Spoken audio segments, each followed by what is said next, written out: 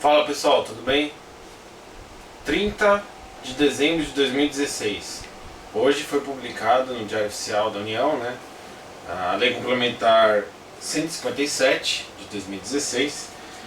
É uma lei que altera a Lei Complementar 116, que trata do Imposto sobre Serviços de qualquer natureza, ISSQN. Altera também a Lei 8429, que é a Lei de Improbidade Administrativa, e a Lei Complementar 63, que trata alguma coisa sobre a repartição de receitas tributárias, a repartição de receitas estaduais aos municípios. Tá?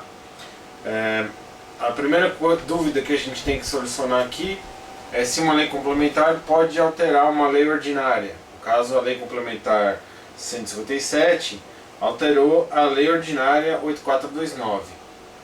E por que ela fez isso?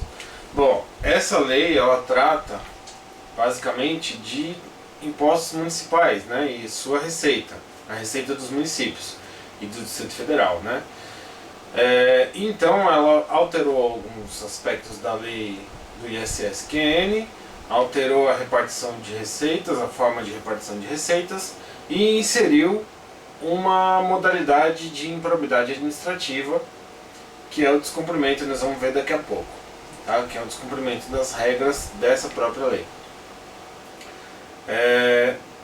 E essa lei complementar alterou a lei ordinária. Ela poderia fazer isso? Sim, não tem nenhum problema a lei complementar alterar a lei ordinária. Haveria um vício de forma se fosse o contrário, se fosse uma lei ordinária alterando uma lei complementar. Por quê? Porque o assunto tratado nos artigos, especificamente a lei que altera a lei do ISSQN, é uma lei complementar e é uma lei que regulamenta o artigo 156, inciso 3 da Constituição. Ou seja, a Constituição determinou que leis complementares irão tratar sobre normas gerais de matéria tributária, e o ISSQN, um tributo, foi criado pela lei complementar, pela lei 116, lei complementar 116, e a lei complementar 157 alterou a lei 116. Então ela tem que ser uma lei complementar. Mas essa lei complementar pode alterar leis ordinárias, porque a lei de improbidade administrativa, a improbidade administrativa não exige lei complementar. Mas o fato dela não exigir significa que a lei posterior possa revogar ela, então não tem nenhum problema. Bom, então vamos começar agora a falar sobre a lei especificamente, o teor da lei. Artigo 1º, a lei complementar 116, de 31 de julho de 2003, passa a vigorar com as seguintes alterações. Aí a gente vai ver algumas alterações, que é mais aprimora a redação da lei complementar 116. Teve 3 vetos aqui, mas foram vetos políticos, não foram vetos jurídicos, ou seja, motivado por razões de conveniência e oportunidade dos órgãos da Presidência da República, do Poder Executivo. E por conta disso, não é muito relevante e não vou nem perder tempo nesse artigo 1º. O que é importante dessa lei está aqui no artigo 2º, que vai dizer o seguinte: a Lei Complementar 116 passa a vigorar acrescida do seguinte artigo 8º-A. Artigo 8º-A. A alíquota mínima do imposto sobre serviços de qualquer natureza é de 2%. O que o legislador pretendeu quando ele diz o seguinte: todos os municípios e o Distrito Federal devem cobrar de ISS no mínimo 2%. Não pode ser 1,5%, não pode ser 1%, não pode ser 0,75%, pode ser 2,5%, pode ser 3%, pode ser 10%, mas o mínimo é 2%. E por que isso? Por que tem que ter um mínimo? Isso não agride a autonomia administrativa, política do município? O que o legislador pretende é evitar guerra fiscal. O que é guerra fiscal? É um ente federado, um município, um estado disputando, concedendo benefícios para atrair negócios, para atrair empresas, para atrair pessoas para o seu desenvolvimento, seu próprio desenvolvimento econômico. Tá? Então, por exemplo, um determinado estado, precisando atrair, criar um polo industrial, resolve baixar impostos, resolve conceder isenções, resolve conceder benefícios, né? Concede a prazos, por exemplo, 20 anos sem pagar impostos, né?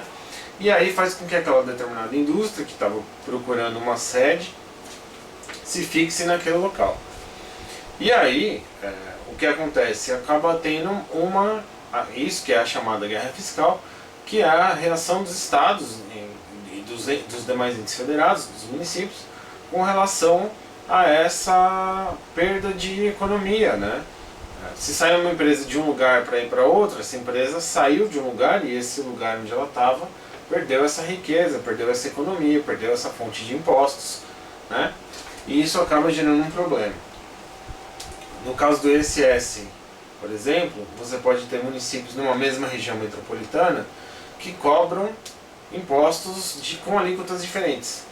E isso faz com que algumas empresas, por exemplo, o que é comum, empresas de telemarketing, tá?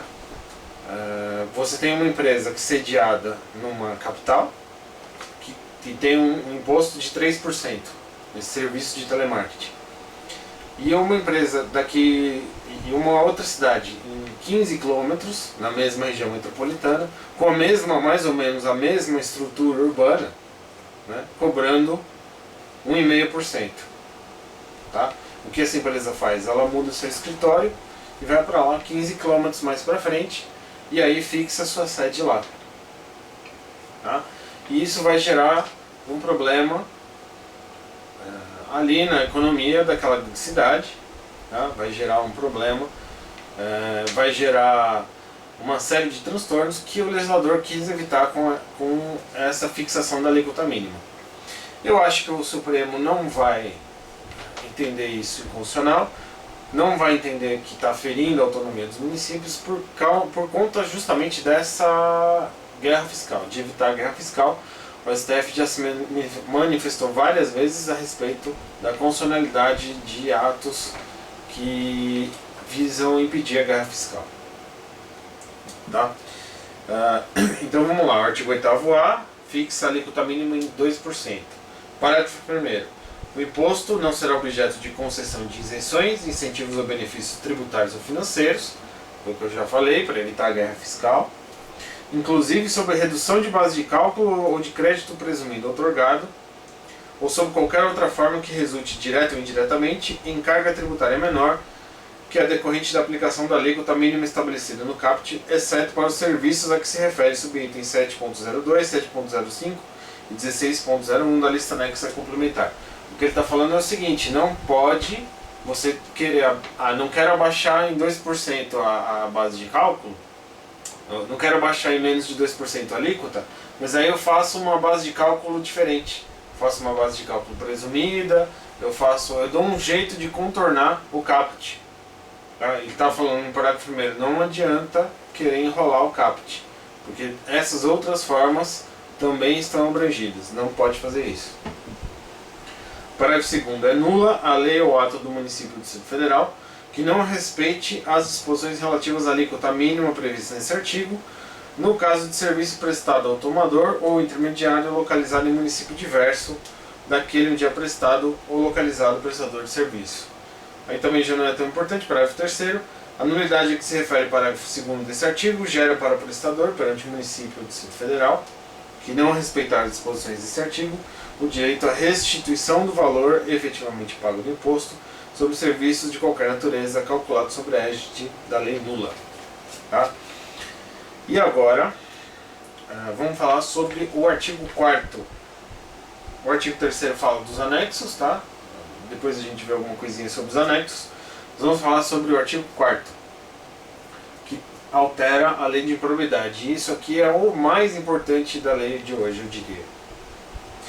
Artigo 4º. A Lei 8429, de 2 de junho de 92, a Lei de Improbidade Administrativa, passa a vigorar com as seguintes alterações. Seção 2A. Então criaram uma seção só para isso, E um artigo só para isso, é o artigo 10A. A gente lembra, né? A lei de propriedade tinha aquela previsão no artigo 9º, o artigo 10 e o artigo 11. Né? O artigo 9º é o enriquecimento ilícito, o artigo 10 são os atos que geram prejuízo ao erário e o artigo 11 são os atos dos princípios, né? Que violam os princípios. O artigo 9º e o artigo 11 só se exigia o dolo, e o artigo 10 dolo ou culpa, porque o artigo 10 era o único que estava escrito lá especificamente dolosa ou culposamente, tá? Qualquer ação ou omissão dolosa ou culposa. Então o STJ, o entendimento do STJ e do STF também é que no sentido de que só o artigo 10 exige o ato. Só o ato culposo é admitido no artigo 10. Tá? No artigo 9º e no artigo 11 não se admite improbidade culposa. E agora tem o artigo 10A. O artigo 10A vai dizer o seguinte: constitui ato de improbidade administrativa qualquer ação ou omissão para conceder, aplicar ou manter benefício financeiro ou tributário contrário ao que dispõe o caput e o parágrafo 1º do artigo 8º-A da Lei Complementar nº 116 de 31 de julho de 2003. Então quer dizer, se o município descumprir a alíquota mínima de 2% ou utilizar um subterfúgio para diminuir o valor do imposto a ser pago,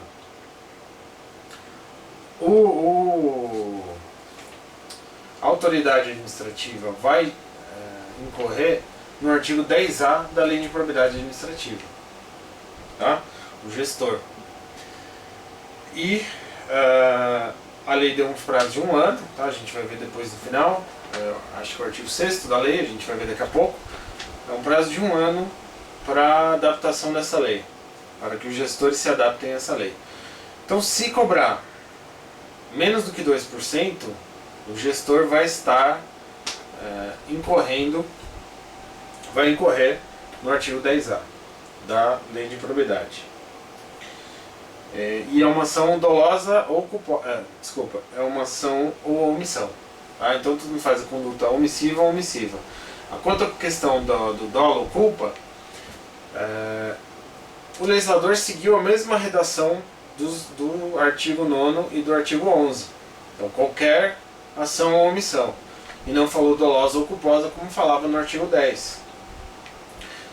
Eu acho, por conta disso, que a jurisprudência vai se manter nesse mesmo caminho.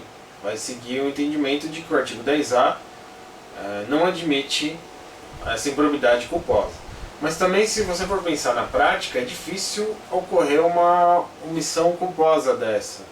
É difícil ocorrer um ato culposo desse, a não ser no caso de uma omissão culposa. Tá? Ou seja, vamos tentar esclarecer um pouquinho mais. O gestor iniciou um projeto de lei para fixar a alíquota em 1,5%. E aí a Câmara Municipal fixou em lei essa alíquota e decidiu que a alíquota do ISS vai ser 1%. Isso foi doloso, foi um ato doloso, tá? Todos esses gestores, os vereadores, todos aqueles que incorreram nessa improbidade vão responder por improbidade administrativa. Agora um outro exemplo. Um determinado gestor do município pequeno fixou essa lei, fixou seu ISS em 1,5% agora no ano de 2016, antes da vigência dessa lei. Aí o que vai acontecer? Em 2017 vai tomar posse um novo prefeito, novos vereadores, e eles não vão alterar culposamente a lei para 2%. Esqueceram, tá? Não foram assessorados, não leram o Diário Oficial do dia 30 de dezembro de 2016, passou batido, esqueceram que tinha que cumprir o prazo de 1 ano para fazer a alteração e aconteceu de não ser alterada a lei, a alíquota para 2%. Né? Ou seja, foi uma ação, uma omissão culposa.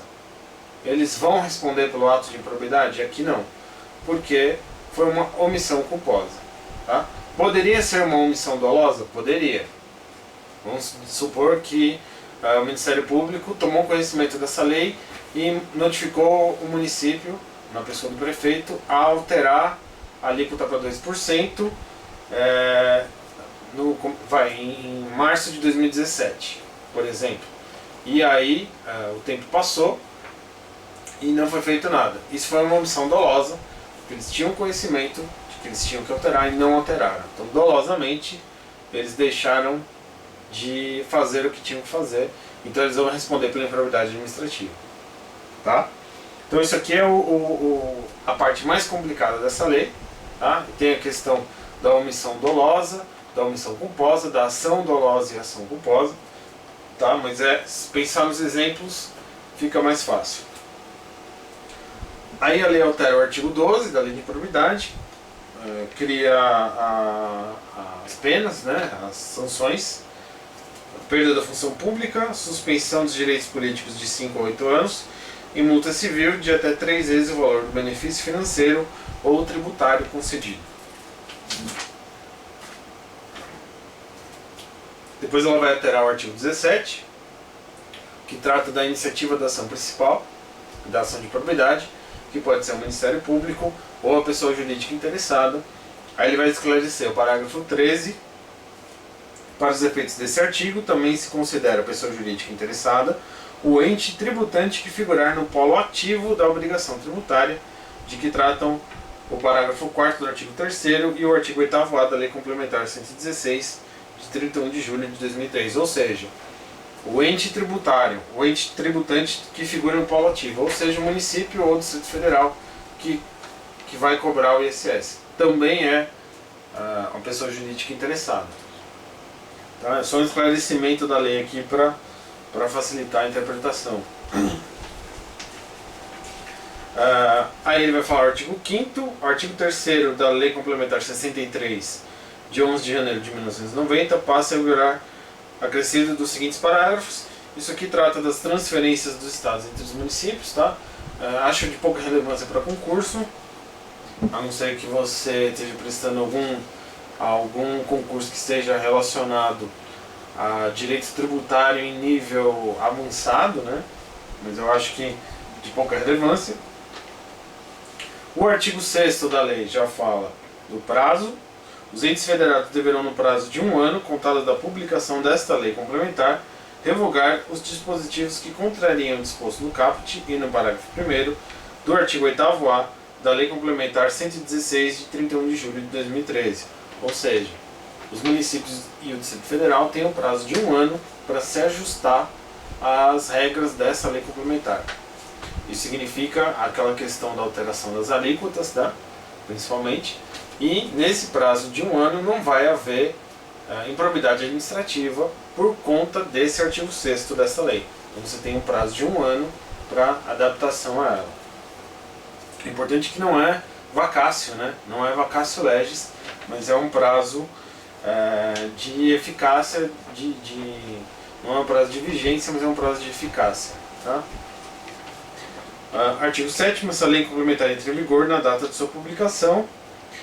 E aqui os parágrafos que vão tratar dessas normas, da parte temporal da lei, que também não tem muita relevância. Tá? Agora, com relação aos anexos, aquilo que foi transformado na lei, atividades, serviços que foram tributados com os anexos. Tá? O que eu destaco aqui? Depois você dá uma lida. Também acho difícil cair alguma coisa no concurso, mas algumas coisas você tem que saber. Quando vem uma inovação legislativa assim, eles podem te perguntar alguma coisa. E aqui eu quero chamar a atenção para o seguinte. A partir de agora é tributado processamento, armazenamento e hospedagem de dados, textos, imagens, vídeos, páginas eletrônicas, aplicativos e sistemas de informação, entre outros formatos e congêneres. Quer dizer, internet. Tá? 1.04 Elaboração de programas de computadores, inclusive jogos eletrônicos, independentemente de arquitetura construtiva da máquina em que o programa será executado, incluindo tablets, smartphones e congêneres. Tá? Programa de computador, jogo de computador, aplicativo, não importa se é no Windows, se é no Mac, se é no Android, tá? É isso que a lei está falando. Programinhas eletrônicos. Disponibilização sem sessão definitiva de conteúdo de áudio, vídeo, imagem e texto por meio da internet. Respeitar a imunidade de livros, jornais e periódicos, exceto a distribuição de conteúdos pelos prestadores de serviços de acesso condicionado, de que trata a Lei 2.485, de 12 de setembro de 2011, sujeito a ICMS. Então, mais uma vez, serviços de internet. Tá? Aqui mais alguns outros serviços, aprimorou a redação de alguns. E outro que eu quero destacar é o seguinte, o 25.02, traslado intramunicipal e cremação de corpos e partes de corpos cadavéricos. Traslado aqui não é aquele traslado que você faz quando você está viajando, né? Eu quero contratar o serviço com traslado, né? Não, isso aqui é o termo técnico de traslado, que significa transporte de corpo, tá? Ou partes de corpo, tá? É um termo técnico, tá? Então tomam cuidado com ele. Traslado intramunicipal, ou seja, é do, por exemplo, do hospital, do necrotério, até o local onde vai ser enterrado o corpo, dentro do mesmo município, tá? E o serviço de cremação também. E o outro é o serviço de cessão de uso de espaços em cemitérios para sepultamento. O serviço de cessão do espaço, tá? Onde vai ser o jazigo e tal. Você faz a cessão de uso desse espaço. Esse serviço de cessão de uso também vai ser tributado. Tá certo, pessoal? Bom, de uma forma bem geral, bem rápida, eu tentei passar. Lei Complementar 157, de 29 de dezembro de 2016, publicada no jornal de hoje, de 30 de dezembro. Tá? Eu desejo para vocês um feliz 2017, com muitas nomeações. Que Deus abençoe todos vocês e que espero que esse ano tenha sido proveitoso para todos nós. E um Natal excelente também espero que tenha sido, né? Nós estamos no 8º do Natal, então ainda é Natal, ainda se comemora o Natal e as celebrações próprias, tá? do Natal, da Sagrada Família, enfim. Então é isso aí, pessoal, um grande abraço para vocês e até mais.